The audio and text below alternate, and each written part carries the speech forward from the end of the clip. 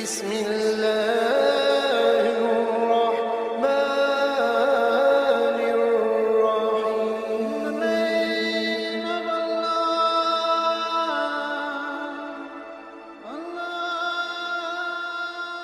الرحيم. بسم اللہ الرحمن الرحیم. شروع اللہ کے نام سے جو بڑا مہربان اور نہایت رحم والا ہے. دوستو، آج کی ویڈیو میں ہم سلطان محمود غزنوی اور ایک ہندو شہزادی کا قصہ بیان کریں گے. ایک مرتبہ سلطان محمود غزنوی رحمت اللہ علیہ اپنے کچھ سپاہیوں کے ساتھ جنگل سے گزر رہے تھے کہ اچانک جنگل کے راستہ سے بھٹک گئے. عصر سے وقت تیزی سے سورج ڈھلنے کی طرف گزر رہا تھا. سلطان جنگل میں راستہ تلاش کرنے میں سرگرداں تھے کہ اچانک ایک ہندو دھرم کی شہزادی پر نگاہ پڑی جو اپنی کنیز کے ساتھ شاید شکار پر نکل آئی تھی.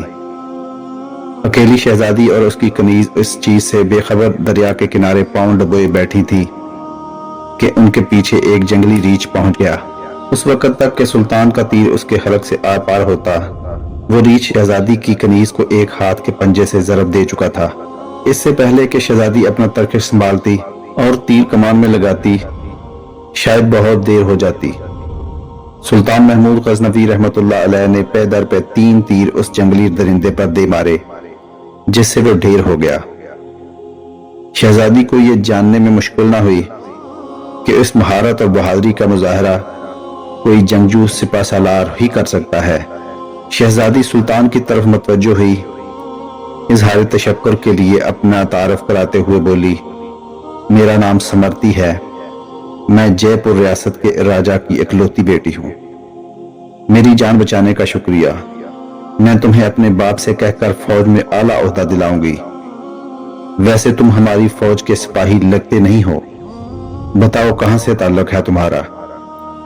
سمرتی شاید یہ نہیں جانتی تھی کہ اس کے سامنے کوئی معمولی سپاہی نہیں، بلکہ اس وقت کی سب سے طاقتور اسلامی لشکر کے سربراہ سلطان محمود غزنوی رحمت اللہ علیہ ہیں، جن کے نام سے ہی ہندو راجاؤں کے حلق خشک ہو جاتے تھے.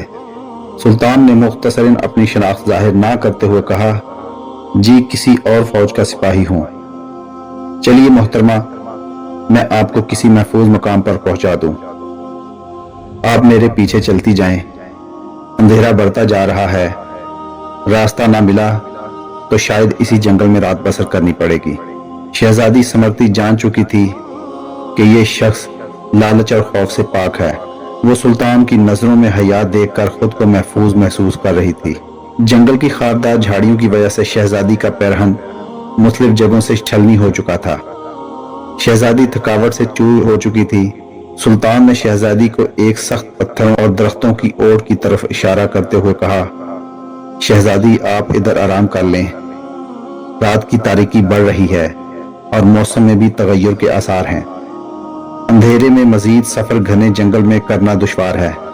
صبح سویرے نکلیں گے تو شاید میں آپ کو کسی محفوظ مقام پر پہنچا سکوں. سمرتی کے پاس سلطان پر اعتماد کرنے کے علاوہ کوئی راستہ نہیں تھا. سلطان نے محسوس کیا کہ شہزادی اپنے بیش قیمت مگر قدرے باریک لباس میں جنگل کی ٹھنڈی رات شاید نہ گزار سکے. سلطان نے اپنی موٹی چادر شہزادی کی طرف اچھال دی اور معنی خیز نظروں سے شہزادی کو دیکھا، جیسے کہہ رہے ہوں یہ اوڑھ لیں.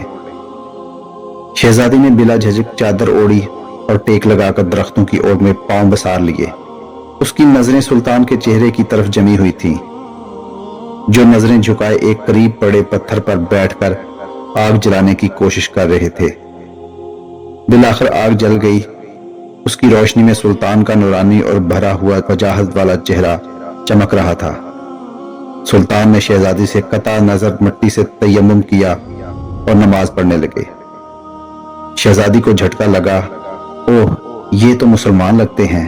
ایک دفعہ شہزادی کانپ گئی کہ کہیں غزنی کے لشکر سے تو نہیں ہے. یہ تو لٹیرے ہیں، گائے بھینس بکری سب کا ماंس کھاتے ہیں. یہ مجھے زندہ نہیں چھوڑیں گے. لیکن اگلے ہی لمحے شہزادی اب تک اس کے ساتھ گزرے وقت کو یاد کرنے لگی. اگر یہ اتنا ہی شفاق اور ظالم ہوتا تو مجھے ریچھ سے نہ بچاتا. نہ چاہتے ہوئے بھی شہزادی کا دل پھر سے اطمینان و یقین سے بھر گیا. سلطان نماز کے بعد دعا کرتے وقت زارو قطار رونے لگے۔ روتے روتے سلطان نے اپنے خنجر کی نوک اپنے پاؤں کے انگوٹھے پر رکھ کر اس کو دبا دیا۔ شہزادی دیکھتی رہی کہ یہ جوان مرد مجھ سے گفتگو میں بے تکلف نہیں ہونا چاہتا۔ علی الصبح سلطان نے شہزادی سے کہا، اب ہمیں نکلنا چاہیے۔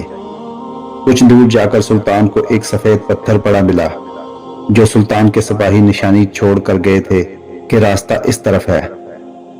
یہ اس زمانے کا ایک طریقہ تھا کہ جنگل میں پتھر چھوڑتے جاتے تاکہ پیچھے آنے والا راستہ جان سکے کہ گزرنے والا کہاں سے گزرا ہے۔ بالآخر شہزادی اور سلطان ایک ہموار راستہ پر آ پہنچے۔ کچھ دور ایک چھوٹے سے گاؤں کے آثار نظر آئے۔ سلطان نے کہا، یہ آپ کی ریاست کی حدود کا ہی گاؤں معلوم پڑتا ہے۔ شہزادی کہنے لگی، ہاں دیکھتے ہیں۔ گاؤں پہنچنے پر شہزادی نے گاؤں کے مکھیا کو بلاوا بھیجا۔ مکھیا اپنے کچھ ساتھیوں سمیت حاضر ہوا۔ شہزادی نے کہا، ہمیں 2 برق رفتار گھوڑے دے دیے جائیں اور کچھ خشک اناج اس سپاہی کو دیا جائے۔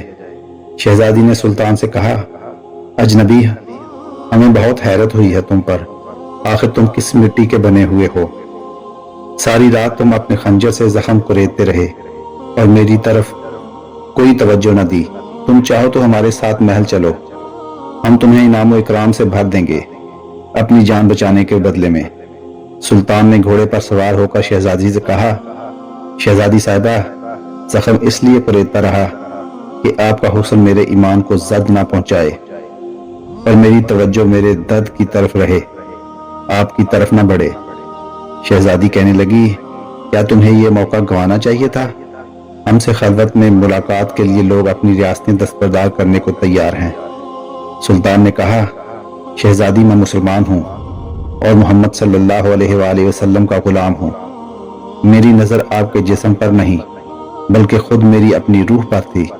شاید میرے جسم پر گناہ کا داغ دھل جاتا، لیکن میری روح پر اس گناہ کا داغ لے کر میں اپنے نبی کریم صلی اللہ علیہ وآلہ وسلم کے سامنے کیسے پیش ہوتا؟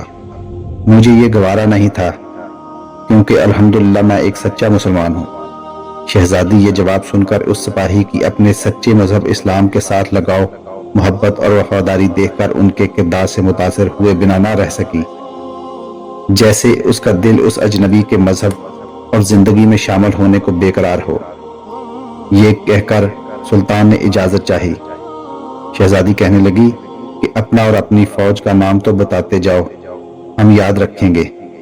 سلطان نے چادر سے نقاب اوڑھا، تیر ترکش کندھے پر ڈالے، تلوار اپنے میان میں ڈالی اور گھوڑے کی رکابیں پکڑتے ہوئے بولے، شہزادی، میرا نام سلطان محمود غزنوی اور میں ہی غزنی کی عظیم الشان فوج کا سپہ سالار اعظم اور سلطان بادشاہ ہوں۔ یہ کہہ کر سلطان نے گھوڑے کو ایڑگا دی اور سر پر دوڑتے ہوئے آنکھوں سے اوجھل ہو گئے۔ اللہ اکبر، سبحان اللہ، ماشاء اللہ۔ یہ تھے اللہ اور اس کے رسول صلی اللہ علیہ وآلہ وسلم کے سچے وفادار۔ دوستو، اگر آج کی ویڈیو اچھی لگی ہو تو چینل کو سبسکرائب ضرور کریں، ویڈیو کو لائک کریں اور دوستوں کے ساتھ بھی شیئر کریں۔